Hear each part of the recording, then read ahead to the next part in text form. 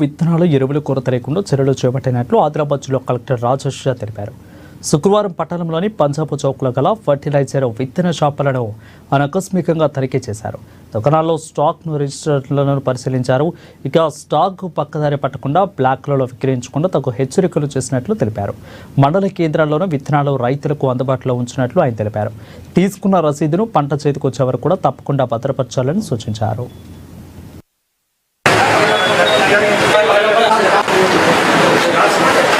ఈ వ్యవసాయ సీజన్ ఏవైతే వానాకాలం సీజన్ స్టార్ట్ అవుతున్నాయో దానికి సంబంధించిన పత్తి విత్తనం కానీ మిగతా పంట సంబంధించిన విత్తనం కానీ తర్వాత ఫర్టిలైజర్స్ కానీ కూడా ఈ సఫిషియెంట్గా మండలాల్లో విలేజెస్లో సఫిషియెంట్గా అందుబాటులో ఉండాలి. దానికి సంబంధించిన ఈరోజు ఇక్కడ ఆదిలాబాద్ పట్టణంలో మనకి చాలా పెద్ద మార్కెట్ ఉంది, మీ అందరికీ తెలుసు.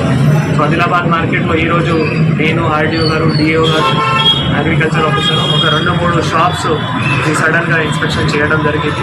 సో ఈసారి పత్తి విత్తనం చాలా సఫిషియెంట్గా అన్ని చోట్ల ఆల్రెడీ అందుబాటులో తీసుకొని రావడం జరిగింది. డిస్ట్రిక్ట్ టాస్క్ ఫోర్స్ నంబర్స్ కానీ మండల్ టాస్క్ ఫోర్స్ నంబర్స్ కానీ కూడా ప్రతి ఒక్క షాప్ ముందు కూడా డిస్ప్లే చేయడం జరిగింది. ఇప్పుడు ఫర్టిలైజర్ సంబంధించిన కూడా డిఏపి కానీ తర్వాత కాంప్లెక్స్ కానీ యూరియా కానీ అన్నీ సఫిషియెంట్గా ప్రతి ఒక్క చోట్ల ఉన్నాయి.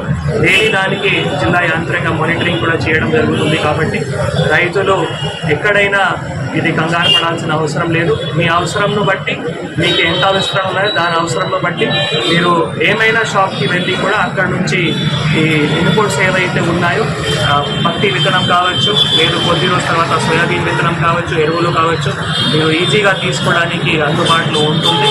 దయచేసి రైతులు ఏమైనా తీసుకునేటప్పుడు కొన్ని జాగ్రత్తగా పాటించుకోవాలి. ఒకటేమో ఈ హార్డ్ కాపీ ఆఫ్ బిల్ ఏవైతే ఉన్నాయో అన్ని ఇన్పుట్కి మీ దగ్గర బిల్ తప్పకుండా జాగ్రత్తగా ఉండాలి. ఈ పత్తి విత్తనం సంబంధించిన లాట్ నెంబర్ కూడా క్లియర్గా దాంట్లో మెన్షన్ చేయాల్సిన ఉంటుంది. ఎందుకంటే ఫ్యూచర్లో ఒకవేళ ఏమైనా ఇష్యూ వస్తే మనం మళ్ళీ తిరిగి ఎక్కడ ఏ డీలర్ దగ్గర మీరు తీసుకున్నారు, తర్వాత ఏ కంపెనీ నుంచి తీసుకున్నారో తిరిగి మళ్ళీ వాళ్ళతో సంపర్కై మళ్ళీ మీకు న్యాయం కూడా చేయడానికి ఆస్కారం ఉంటుంది. కాబట్టి ప్రతి ఒక్క రైతులు హార్డ్ కాపీ ఆఫ్ బిల్ ఉంచుకోవాలి. ఇంకొక గమనిగా రైతులు అందరికీ దయచేసి హైబ్రిడ్ BT2 ఏవైతే వెరైటీస్ ఉన్నాయో పత్తి విత్తనం అవి మాత్రమే కొనాలి. Loose seeds